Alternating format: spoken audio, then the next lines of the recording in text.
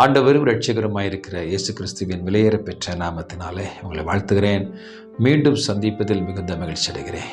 ஒருவேளை இந்த காலை வேளையில் ஏதோ ஒரு குறைவோடு கூட நிற்கிறீங்களா? என் வாழ்க்கையில் நான் குறைவுபட்டு போனேன். நகோமி சொல்லும் பொழுது என்னை நகோமி என்று சொல்லாதீங்க, மாறாள்னு சொல்லுங்க.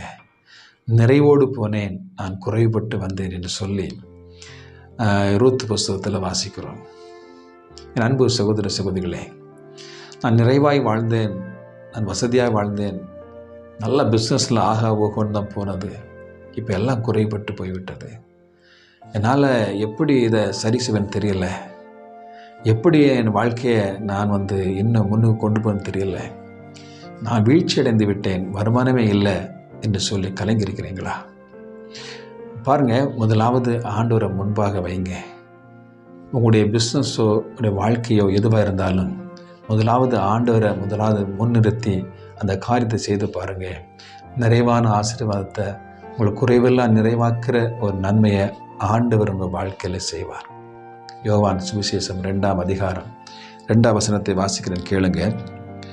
இயேசுவும் அவருடைய சீஷரும் அந்த கல்யாணத்திற்கு அழைக்கப்பட்டிருந்தார்கள். பாருங்கள், கானா ஊரில் ஒரு கல்யாணம் நடந்தது. அந்த திருமண வீட்டார்கள் முதலாவது இயேசுவையும் சீசர்களையும் தாய் மரியாளையும் அழைத்திருந்தார்கள். அந்த வீட்டில் ஒரு குறை உண்டானது. திராட்சரசம் குறைபட்டு போனது. எனவே இயேசு அந்த வீட்டில் அழைக்கப்பட்டு இருந்தபடினாலும், இயேசு அங்கே இருந்ததுனாலும் அந்த வீட்டில் இருந்த குறைவெல்லாம் ஆண்டவர் நிறைவாக மாற்றி ஒரு ஆசீர்வாதத்தை அந்த நாட்களில் கொடுத்தார் என்று வேதத்தில் வாசிக்கிறோம். இதை கேட்டுக்கொண்டிருக்கிற அன்பு சகோதர சகோதரியே, நான் எத்தனையோ ஒரு காரியங்களை நீங்கள் செய்கிறீங்க, எவ்வளோ காரியங்களை செய்கிறீங்க. ஒரு தொழிலை ஆரம்பிப்பதற்கு அதற்கான காரியங்கள்லாம் ஓடுறீங்க, பார்ட்னர்லாம் தேடுறீங்க, அல்லது ஒரு திருமணம் நடத்துவதற்கு எல்லாவற்றையும் செய்கிறீங்க, அல்லது பிள்ளையை படிக்க வைக்கிறதுக்கு ஏதோ ஒரு காரியத்தை, ஒரு வீடு கட்டுறதுக்கு யாரெல்லாம் பார்க்குறீங்க.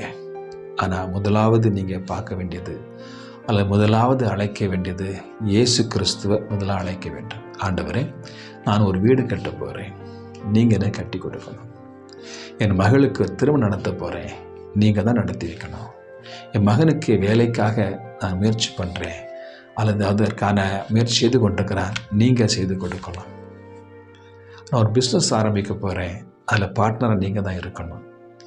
இப்படின்னு சொல்லி உங்களுடைய தொழிலையோ உங்களுடைய குடும்ப வாழ்க்கையோ எதிர்கால காரியங்களையோ எல்லாவற்றிலும் ஆண்டவருக்கு முதலிடம் கொடுத்து அவரை முதலாவது அழைத்து அந்த காரியத்தில் தலைவராக வைத்து நிறுத்தி அந்த காரியத்தை செய்வீர்கள் என்றால் நிச்சயமாக நான் சொல்கிறேன், குறைவில்லாதபடி நிறைவான ஒரு ஆசீர்வாதத்தை, நன்மையை நிச்சயமாக ஆண்டவர் உங்களுக்கு தருவார்.